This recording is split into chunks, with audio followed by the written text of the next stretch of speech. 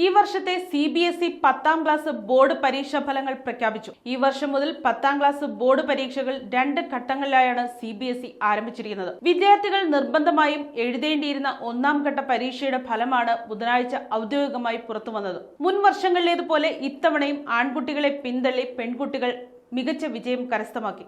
93.7% ഇത്തവണത്തെ ആകെ വിജയ ശതമാനം.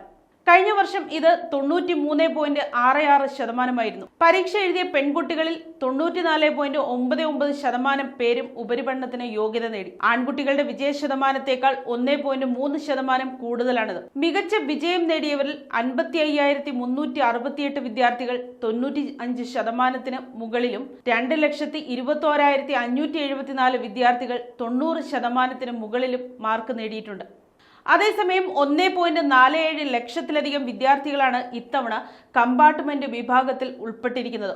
എന്നാൽ കഴിഞ്ഞ വർഷത്തെ അപേക്ഷിച്ച് കമ്പാർട്ട്മെന്റ് ലഭിച്ച വിദ്യാർത്ഥികളുടെ എണ്ണത്തിൽ നേരിയ കുറവുണ്ടായതായി അധികൃതർ വ്യക്തമാക്കി. News desk, Kottarakkara media.